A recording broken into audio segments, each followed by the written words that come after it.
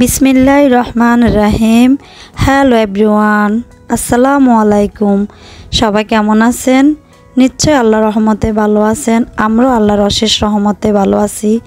আমি জ্যোৎস্না, বাংলাদেশি ব্লগার, বলছি নোয়াখালী থেকে। কাছে কিংবা দূরে, দেশ কিংবা প্রবাসে, যে যেখান থেকে আমার ভিডিওটি দেখছেন, আশা রাখছি সবাই ভালো আছেন, সুস্থ আছেন এবং নিরাপদে আছেন। এত সুখী চ্যানেল থেকে সবাইকে স্বাগত জানাই। আজকের ভিডিওটিও আমি সকাল থেকে শুরু করেছি। আশা করছি ভিডিওটি দেখার সাথে সাথে একটা লাইক দিয়ে দিবেন। আর আপনি যদি নতুন হয়ে থাকেন, আমার চ্যানেলটা সাবস্ক্রাইব করে রাখবেন। এতে করে আমি যদি নতুন ভিডিও ছাড়ি, আপনাদের মাঝে নোটিফিকেশন আকারে পৌঁছে যাবে। সময় এবং সুযোগ বুঝে দেখে নিতে পারবেন। যারা লাইক করে এবং সাবস্ক্রাইব করে আমার পাশে আছেন, তাদের জানাই অসংখ্য ধন্যবাদ। সকাল ভোরে উঠে আমি অফ ক্যামেরাতে নাস্তা বানিয়ে মেগাকে খাইয়ে দিয়ে তারপর ওকে প্রাইভেটে পাঠিয়ে দিয়েছি। ও প্রাইভেটে চলে গেছে, ওখান থেকে স্কুলে চলে যাবে। স্কুলের পাশের বিল্ডিংয়ে ও প্রাইভেট পড়ে। তো 8টা থেকে 9টা, 9টা থেকে 10টা প্রাইভেট পড়ে ও স্কুলে চলে যাবে। ওর মেবি 10টা কি 10:30টার ভিতরে ক্লাস বসে যাবে। তো এর জন্য আরও বাড়িতে আসে না। তো আমি এদিকে দেখেন বিছানাটা একদম সুন্দর করে জেরে জুড়ে বিছানাটা করে নিয়েছি। তারপরে এখানে রাতের বেলা আমার মেয়ে যখন পড়ছিল, তো এই টেবিলটার ভিতরে পড়ছিল। তো পড়ার পরে ও জায়গা মতো রাখে না, এগুলা নিচে ফেলে রেখে তারপরে যে বই দরকার ওগুলো নিয়ে চলে গেছে। তো আমি বিছানাটা করে ওর বইগুলো একটু গুছিয়ে দিচ্ছি। অনেক ছোটোবেলায় এই ছোট মিনি টেবিলটা ওকে আমি কিনে দিয়েছি। তো এখন পর্যন্ত এখানে পড়ার একটাই কারণ যখন আমি যে ভিডিওর কাজ করি, আপুদের ভিডিও দেখি বা রিপ্লাই করি, আছে না কত মোবাইলের কাজ, তো এখানে ও কি করে আমার কাছে এসে আমি বলি যে আমার কাছে এসে বসো। যদি ওই যে পড়ার টেবিলে বসতে যায়, ওই রুমে নেট থাকে না, একদম নেট থাকে না। তো ওর যদি কোনো প্রশ্ন না বোঝে তো মোবাইলের সাহায্য নেয়। তো মোবাইলের নেট যদি ওই রুমে না থাকে তাহলে তো আর ওই যে প্রশ্নটা সলভ করতে পারে না। এই জন্য এই রুমটাতে বেশি বসে। কোনো দিন খানার টেবিল মানে ডাইনিং টেবিলে বসে, কোনো দিন খাটে এই ছোটো টেবিলটা নিয়ে বসে। সকাল ভোরে উঠলে অনেক কাজের বরকত হয়। তো আমি সকাল ভোরে উঠে একদম সব কাজ মনে করেন 2 ঘন্টার ভিতরে করে ফেলি। 2 ঘন্টাতে আমার হয়ে যায়। এ ফাঁকে আমি আবার বাজারে যাই। বাজার থেকে এসে বাজারে যাওয়া আসা আর বাজার করতে আমার বেশি একটা টাইম লাগার কথা না, কারণ আমি সব কিছু লিখে নিয়ে যাই যেন কোনো বাজারে আমার বাদ না পড়ে। তো এর জন্য আমি লিখে নিয়ে যাই যেন তাড়াতাড়ি করে বাজার থেকে চলে আসতে পারি। তো আমি প্রতিদিন কি করি, একদম সকাল ভোরে উঠে আমার মেয়েরা ঘুম থেকে ওঠার আগে আমার কাজকর্ম সব শেষ হয়ে যায়।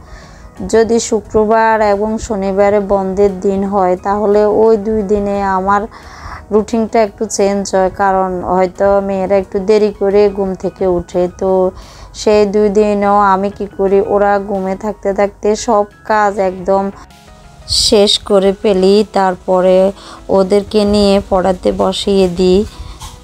আমি মানে যদি শুক্র শনিবার আসে তো ওদেরকে একটু ওই যে সাপ্তাহিক যে পড়াগুলা থাকে, মানে ডেলির পড়া ডেলি শেষ করার পরেও কিছু পড়া যদি থেকে যায় শুক্র শনিবারে, ওগুলা আমি পড়াই শেষ করে দিই।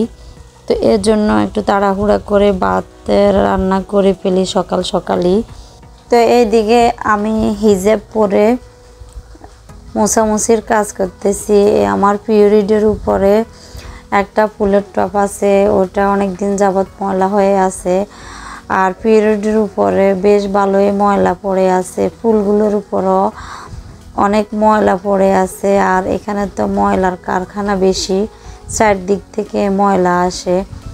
তো আমি হিজাব পরে নিয়েছি, এই কারণে আমার অ্যালার্জির সমস্যা বেশি। আগুনের ধোঁয়াতে অ্যালার্জি এবং ময়লাতে অ্যালার্জি। আমার মেয়েরা এবং আমি তিনজনের অ্যালার্জির পরিমাণ এত বেশি আমাদের, মানে অল্পতে আমাদের খুব হাঁচি শুরু হয়ে যায়। তো এইদিকে গতকালকে আমি দোলনার কুশনগুলো বের করে তারপরে কাভারগুলো ধুয়ে দিয়েছি। তো শুকানোর পরে আমি এখন ঢুকিয়ে নিচ্ছি। এগুলা সেট করা একসাথে 4টা একসাথে, তো মানে একটু হিবিজিবি হয়ে যায় ঢুকাতে, কোন দিক কোন পাশে যাবে। তো এই জন্য আমি দোলনার ভিতরে রেখে ঢুকাতে চেষ্টা করেছি। তো ওখানে দোলনাটা মানে দুলতেছে, এ কারণে আমি বিছানাতে নিয়ে এসেছি।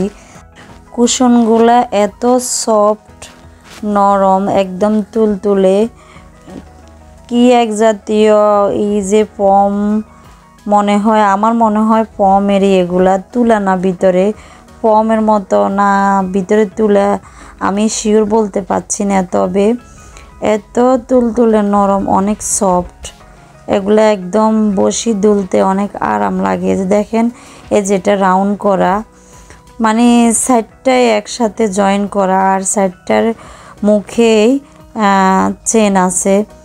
তো একদম মানে আমার কাছে প্রথমে একটু সমস্যায় লাগছে কিভাবে ঢুকাবো। আর যখন বের করার সময় আমার ছেলে বের করে হুইল পাউডার দিয়ে ভিজিয়ে রেখেছে, তখন যদি আমি বের করতাম তাহলে মানে একটু বুঝে যেতাম। তো ছেলে যেহেতু বের করছে, এই জন্য আমার একটু হিবিজিবি লাগতেছে এখন ঢুকাতে। তো ফাইনালি এই যে ঢুকিয়ে আমি চেনগুলো লাগিয়ে দিয়ে আবার দোলনাতে নিয়ে এসেছি। একটা ছোট আছে কুশন, ওটা হচ্ছে ওই যে একদম ওই যে মাঝ বরাবর, দোলনার উপরে মাঝ বরাবর, ওখানে বেঁধে রাখলে যখন হেলান দিয়ে বসি তখন মানে আরও বেশি আরাম লাগে। এই তো এই যে দেখা যাচ্ছে এই যে দুই পাশে মানে দড়ি আছে, এই যে দড়ি দিয়ে বেঁধে রাখা যায়। তো আমি আর বেঁধে রাখলাম না। এবার টেবিলে চলে এসেছি। টেবিল সুন্দর করে ক্লিনার দিয়ে পরিষ্কার করে টেবিলটা তো একটা ফুল দিয়ে দিয়েছি। ফুল কি দিব, এখানে তো একটা জীবন্ত ফুল কাভারের মধ্যে দেখা যাচ্ছে, অনেক সুন্দর লাগতেছে। তো তারপরও ওই যে একটা সৌন্দর্যের জন্য, আর একটু সুন্দর লাগার জন্য আরেকটা ফুল দিয়ে দিয়েছি। কেউ আমার ভিডিওটা দেখছেন কি না আমি তো জানি না। যদি দেখতে দেখতে এ পর্যন্ত চলে আসেন তাহলে কোথাও না কোথাও একটু হলো আপনাদের ভালো লাগতেও পারে। যদি ভালো লেগে যায় তাহলে একটা লাইক দিয়ে দেবেন, আর আমার চ্যানেলটা সাবস্ক্রাইব করে আমার পাশে থেকে যেতে পারেন। আমার মনে হয় না যে এতটাই খারাপ হয়েছে। ভিডিওর ক্যামেরা হয়তো ভালো নাই, এই কারণে ভিডিওটা ভালো করে ফুটাতে পারি নাই। তো হ্যাঁ, একটা লাইক দিয়ে ভিডিওটা দেখা শুরু করবেন। আমাদের বাড়ি এলিয়াফার পুকুরে ব্যাট দিয়েছে, তো ব্যাটের ভিতরে মাছ যেগুলো উঠেছে সেগুলা থেকে আমাদের প্রতিটা বাড়াটিয়া যারা আছে তাদের মানে কয়েকটা করে দিয়ে দিয়েছে মাছ। তো আমাদের একটা পাঙ্গাস মাছ দিয়েছে। তো ওই পাঙ্গাস মাছটা আমি আলু দিয়ে রান্না করতেছি। আমার এই যে বড় ছেলে মেয়ে যে 2 জন আছে, ওরা পাঙ্গাস মাছ খায়। তো এটা দিয়ে আমি আলু দিয়ে রান্না করতেছি। তো এখানে মাছ আর আলু ভালো করে কষিয়ে তারপরে এই যে কষানোর পানি দিয়ে নেড়ে ছেড়ে এখন আমি ডেকে দিয়েছি। আর এখানে গুঁড়া মাছ, এগুলো আমাদের নোয়াখালীতে কাসকি মাছ বলে। তো এগুলো কাসকি মাছগুলো উনি আমাদের দিয়েছে। তো এগুলো আমি হাতে মেখে ফাঁসের চুলাতে বসিয়ে দিয়েছি। তো আমার রান্না কমপ্লিট হয়ে গেছে, এখন দুধ গরম করে নিচ্ছি। এই তো প্রতিটা কাজে আমি একটার পর একটা অন ক্যামেরাতে কিছু অফ ক্যামেরাতে করে নিয়েছি। সবাই ভালো থাকবেন, সুস্থ থাকবেন, সাবধানে থাকবেন।